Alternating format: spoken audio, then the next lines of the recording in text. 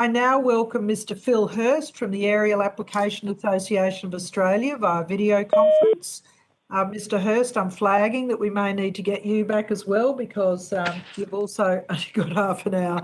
So, but for the Hansard record, could you please give your name and the capacity in which you appear today?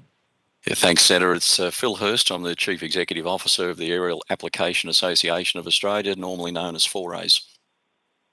Excellent. I invite you to make a brief opening statement before the committee asks questions. Do you wish to make an opening statement? Very briefly, yes, Senator.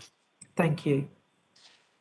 Thanks, Senator. We decided as an association to put in a supplementary submission to try and summarise in the time that had passed since our initial submission what had changed at CASA. We've seen a new leadership team come in and we've seen some initial signs of a change of direction, which is very welcome.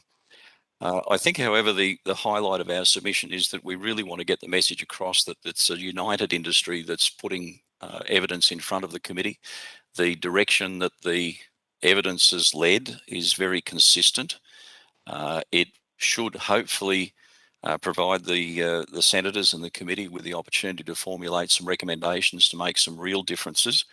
And just in summary, our brief points are, firstly, we need an overarching national strategy for general aviation, which the work has already been done by the General Aviation Advisory Network that reported and provided that general aviation strategy to the Deputy Prime Minister, the previous Deputy Prime Minister. So the work has largely been done. We think we've got to reform CASA to make it efficient and regulate general aviation in a sensible manner, and that includes a major independent cultural review of CASA, a major structural change within CASA to create a general aviation division, and establish an independent industry-based task force to rewrite the rule sets that are terribly impacting on GA at the moment. Now, that's not just our industry that is struggling with this. The general aviation industry in the United Kingdom has gone down the same path. They've just produced a general aviation roadmap. And interestingly, the issues in that are canvassed and the recommendations are very similar to the work that the GAN has already done. Finally, of course, we'd love to have genuine engagement with industry, with CASA, and we're very delighted to see that that seems to be happening more and more. And I've just left a technical working group of CASAs to give evidence where we've reconstituted they've reconstituted a technical working group to hopefully provide some relief and reform, finally, of Part 61. Which is pilot licensing. So maybe there is a glimmer of hope, and we hope it's not an oncoming train, Senator. Thank you. Well, that is terrific news in itself, isn't it? Just the reintroduction of the working group to hear directly from operators who are most affected by regulatory burdens. And I'm really heartened to hear that, and also heartened to hear that the GAN report, the General Aviation Advisory Network report, has been tabled, and I look forward to hoping that the department or CASA at some point during this inquiry will table that report so that we don't go over ground that industry has already done with providing that advice and work. So we'll certainly be asking the Minister's office to table that report. So is engagement, do you think the most important part? You've flagged what's happened in the UK, that they're now going back over old ground to re-implement regulation that was better for the GA part of the industry. Is it just being heard? Is this a cultural issue as much as it is a regulatory issue? Oh, Senator, our previous submissions and our long history of commentating and providing input to government on CASA always comes back to the issue of culture. And one of the interesting concepts is that the aviation industry has suffered terribly throughout the COVID crisis over the last 18 months. Our industry has been very fortunate because the drought broke and we've had lots of work to help our clients. But in terms of the large aircraft, it really has been decimated, and yet we don't see any change to CASA staffing levels. And I honestly don't think the issue with CASA is resourcing. It's simply a lack of getting on with the job and seizing simplification rather than complexity. And I can just say that CASA is just reiterating the same old tired route. We've been down this with CAO 48.1, which is the new fatigue management rule set introduced on 1 July. You need a lawyer sitting with you to know whether you're allowed to fly, whether you're compliant. That's not good regulation. That's complexity being chosen over simplicity. And I think that's a cultural issue within CASA. It might go to some other issues as well, where CASA seems to, in previous years, weigh its worth by the weight of regulation it puts before the Senate. And I think that the number of exemptions we still see is problematical, because clearly that indicates we haven't got the regs right in the first place. So you need the oil of exemptions, the grease of exemptions to keep this creaking system running. And that's not an old system. That's a system that's still being built, but will creak and moan and have trouble actually achieving its objectives from the first day that it sees light. We've got a big change to the operational regs coming on 2 December, but some of the technical working groups, one in particular I was involved with, rejected the MOS, the Manual of Standards, as unworkable for Part 138. But CASA persisted with it. So even when CASA has consultative mechanisms in place, it still doesn't listen. Now, you'd have to ask yourself, if that's the case, why are we not seeing a significant change in direction in CASA? And that's really the story for between now to Christmas. Are we going to see a new CASA, or is it just going to be business as usual? And that's why we recommend a significant independent cultural review of CASA as quickly as possible to reset, recalibrate CASA to choose simplicity over complexity when it's needed. Yeah, well, we have a new DAS, new CEO of CASA. We have a new chairman of the board with CASA. They're a couple of months into the job, and I'm reluctant to recommend a cultural review of CASA in the same way that the Air Services has just gone through, or that the aviation regulator in New Zealand has just gone through, because I think the new CEO should be given the opportunity to get out a big broom and sweep away old cultural approaches and attitudes. But yes, I think that all of industry is watching carefully to see that happens. I mean, if I could just return to your point on the MOS for Part 108, I think you said it was.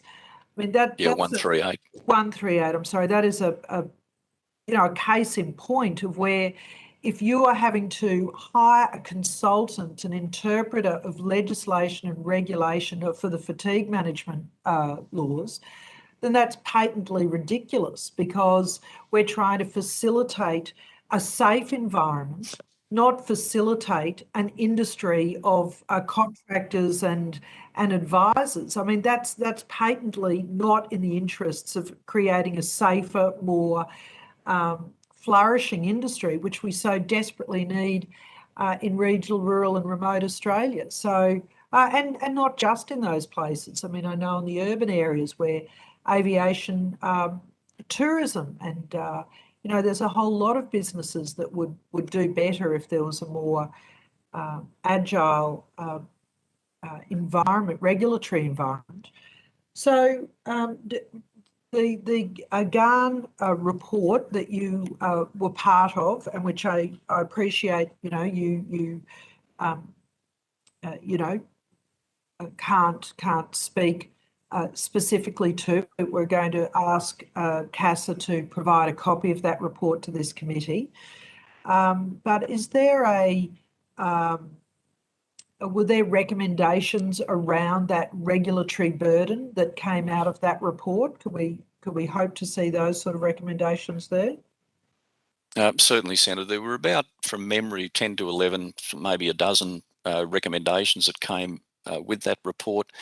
Some of the work that underpinned that final report is already public, because the GAN made a submission to the Future of Aviation inquiry, I think it was called, that the Department of Transport, or Department of Infrastructure and Transport, was running. But it certainly covered the issue of CASA. I mean, you can't talk about you have to talk about the elephant in the room, and that's a dysfunctional regulator. I've been very fortunate since the new DAS took on her job to have a couple of occasions to talk to. I'm very encouraged by Ms. Spencer's approach to things, and certainly on consultation, it's a marked improvement. However, the new DAS put out a newsletter that talked about minimalistic change being required in CASA, and I just think it has to be challenged head on. CASA is beyond minimalistic change. There have been consistent inquiries and reviews of CASA for decades, and the recommendations have been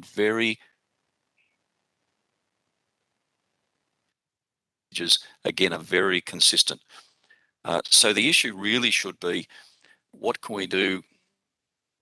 Sorry, have you still got me on sound, or just one moment, technical hitch. Let's do this again. There we go. If I turn the video off, you might have sound. Is that better? Yeah, now I've lost your sound. Hang on.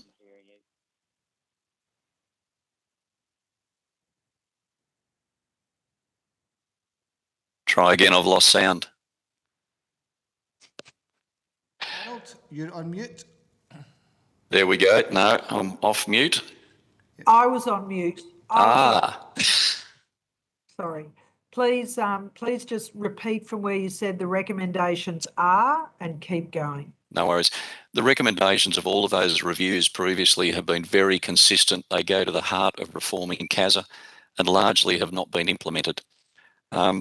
So my concern is that we have a new DAS who's now talking about minimalistic change to CASA. We just don't think that's enough. If you look at the UK approach to general aviation, they've just decided in their roadmap that one of the many things that they propose to do is to create essentially a general aviation champion, or a general aviation division within their regulator. And that could make a huge difference here in Australia as well. It would help the cultural issue if we actually had a general aviation division within CASA focused on simple rules for relatively simple operations.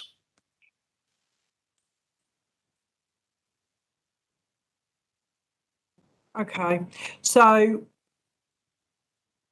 you are getting engagement. I guess that is the positive takeaway from that. I mean, do you still think that a cultural review now, or do we, wait a little longer to see if the organisation is up for, a real focus on whether or not they are interested in prioritising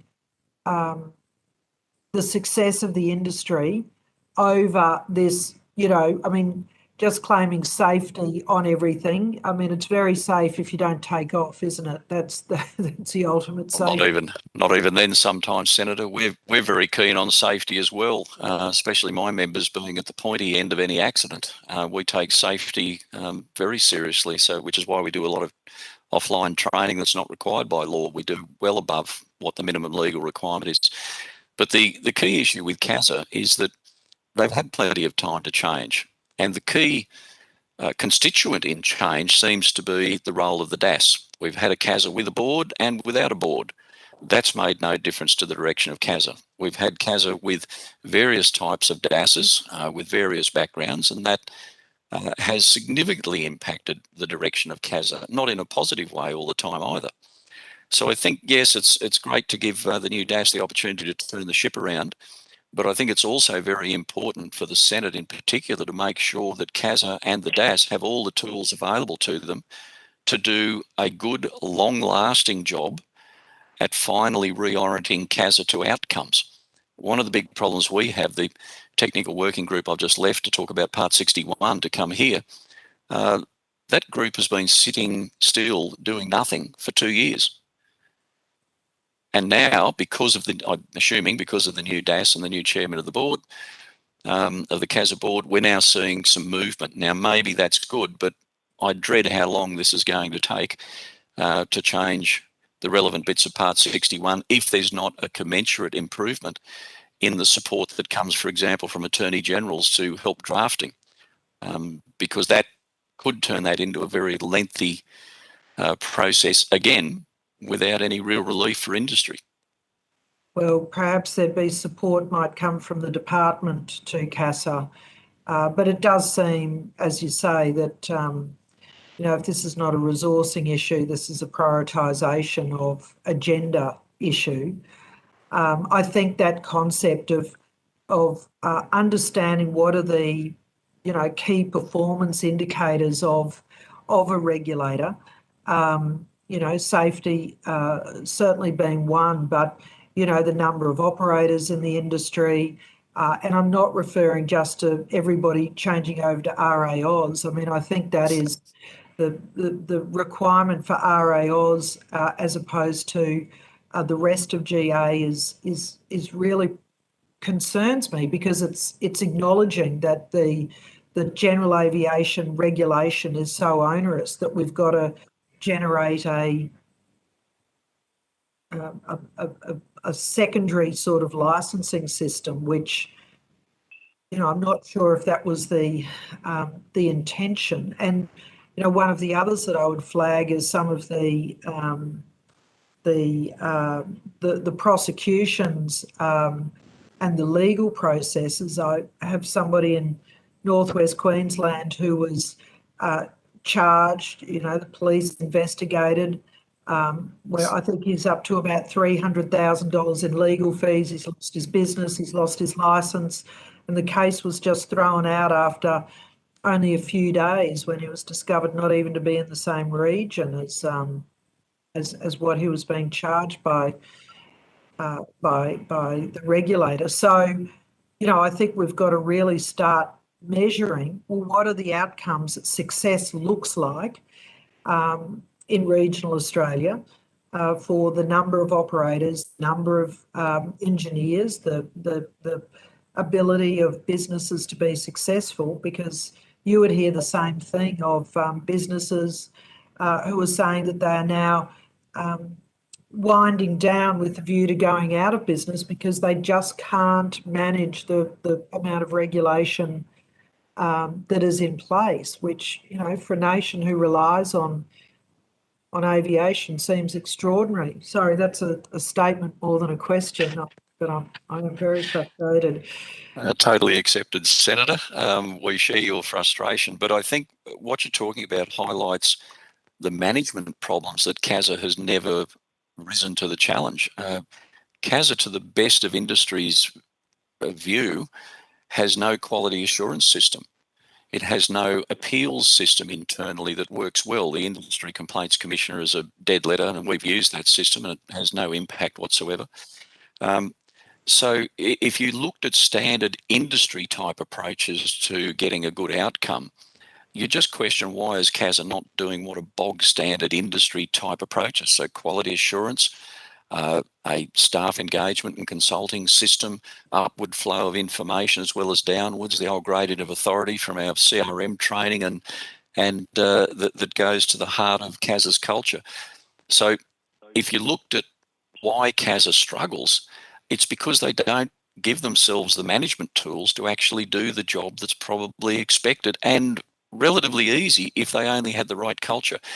That's why we keep coming back to a cultural review being essential. We think it's important now, not in 6 months or 12 months' time, because we think a cultural review, particularly given some of the gossip that's going around about the recent staff input into a process of a self-review within CASA. Some of that we've heard about is quite concerning, and we think a cultural review would be entirely appropriate to support the new board and the new DAS in actually getting to grips with what's been an underpinning problem for decades.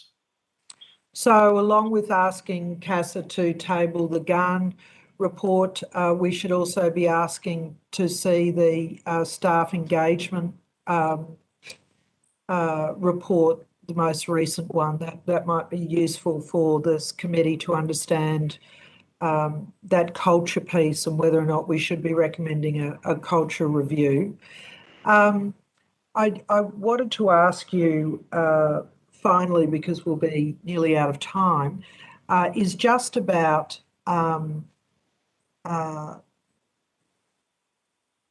that internal system. And I've just lost my train of thought. I'm sorry, Mr. Hurst. I was right across it then. Look, I'm going to have to come back to. Tell me something else that I should be asking from your submission, and I'll remember what it was I was going to ask you. Probably the other point that we're seeking is an independent industry-based task force to rewrite rule sets. And this is not a case of capture. We're happy to have whoever on that sort of task force, but we just know from previous experience through technical working groups and previous reform attempts at Part 61, it moves at an absolute snail's pace. And the problems that we've got, including, as I've spoken to you many times about the operator proficiency checks for helicopters, for example, in aerial application, that problem has been well known for years since it was created in 2014, but nothing's been done about it. It's still a problem because in these COVID days, we've got two examiners, one's in Queensland, one's in Tasmania. They can't move out of their state. So New South Wales and all the other states are bereft. Now, there's work going on to do it, but that's a problem that's been well known. The policy outcome is already agreed. So there's heated agreement on a lot of this policy area. That's not like it's CASA and industry at loggerheads. We actually agree on where we want to land. The issue is that how long it's going to take and the methodology. We actually think taking that role out of CASA, perhaps giving it to the department with oversight, even using the GAN, the General Aviation Advisory Network, as a vehicle to do some of this work, at least at the high level policy and principle end, would probably get us quicker results than what we're going to get otherwise. Mr. Hurst, I specifically asked CASA and the previous CEO about this flight review process for helicopters, and because this was specifically raised with me that there was only two available to do this, he made quite a performance out of coming back to me and I was not right and this was not true and that there was plenty of flight checks. But what you're telling me is that I just didn't ask the question the right way, which is the flight checks for the horticultural helicopter section of the industry. Is that right? Yeah, for the agricultural sector, it's not just sport, but yeah, any agricultural sector has to have an operator proficiency check. Now, CASA tried to introduce some workarounds, but the workarounds don't work as well as fixing the problem. So the question is, we can engineer workarounds, but if you know anything about safety, that's a really bad outcome. Why don't we fix the problem for the medium to longer term? That's, I guess, what I'm getting at. I won't make any comment about the evidence that was led by the previous DAS, other than we found it quite amusing that you could dance on the head of a pin quite as well as that. But it certainly goes to needing to have the detail at your fingertips to be able to follow through on some of the questions, and that's very difficult in this setting. It is very difficult, and so for me, I don't feel amused so much as that I was lied to, and on such a serious topic as trying to improve the outcomes for general aviation in this country, and to be lied to, not misled at best, lied to at worst, by the executive of the regulator, who must have known what I was trying to get at, but instead were obtuse to that. It really worries me. And if any of those advisors from CASA who are complicit in that response are still there, I would be very nervous if I was them, because I thought that was exceptionally bad practice. So just back to that, I mean, you're talking about workarounds. It's been raised earlier today and in other hearings about exemptions, and the number of exemptions that are required to manage regulation. I assume that the bigger the organisation, the easier it is that they find it to get exemptions. But how about for GA and agricultural operators? How easy is it to get an exemption or a workaround for regulation that doesn't work? Well, Senator, this is what we struggle to reconcile at the moment. We're being told by CASA that they don't have the resources and the support from AGs to do drafting work on regulations to achieve the medium and longer term fix that we all want. And we've all agreed the policy. There's no argument. We agree. And we're being told there's no resources for that. But yet, in the last week, we've seen 2 or 3 exemptions come out to try and help us and give us workarounds with COVID issues. But some of them are problems only because we haven't fixed the longer term issues. And operator proficiency checks is a great example. So there was another exemption done this week to give us a bit of relief for the next couple of months on operator proficiency checks. So all the trouble that it is to get a regulation drafted, or sorry, an exemption drafted and in front of the Senate, etc. Those resources could go to fixing the problem in the medium to longer term if we had the right culture in place in CASA. And the point that you made about the previous evidence from the previous DAS, I just remind you that most of the people, if not all of the people, who underpinned that advice to the DAS, and I have some sympathy with the DAS relying on for very detailed information on others, most of those people are still at CASA. And so I think you see the reason for a culture review is still there, because you've got people providing advice to the new DAS, the new board, who have led us down this path. And it's like asking them to mark their own homework at the moment, because they're the ones who've led us down this path into incredible complexity that almost demands exemptions to make it work. I mean, industry's not in the business of saying, I told you so, but for a lot of these new regs, well, we told you so. Yeah, all right. Well, I thank you for that because, you know, I do think the new CEO has come out of a proactive, outcomes-based environment. I feel optimistic, but I, am flagging that the advice that that person may be receiving is the same as what was provided previously, and it doesn't make me happy to feel that senators who are trying to improve general aviation, a terrifically important industry in this nation,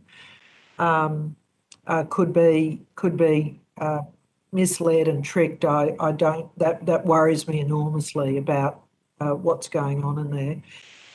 Mr. Hurst, you've touched on quite a bit of information. I look forward to receiving the GARN report as well as the staff survey, sentiment survey to this committee. And once we have those, I think we'll have to come back with some more questions for you and see if we can tease out some more issues. But I really appreciate your time today. Thank you very much. Please go. Well, thanks very much, Senator, and sorry for the technical fail, but we'll get there eventually. No worries. It's must be going around today. Thank you. Okay, bye.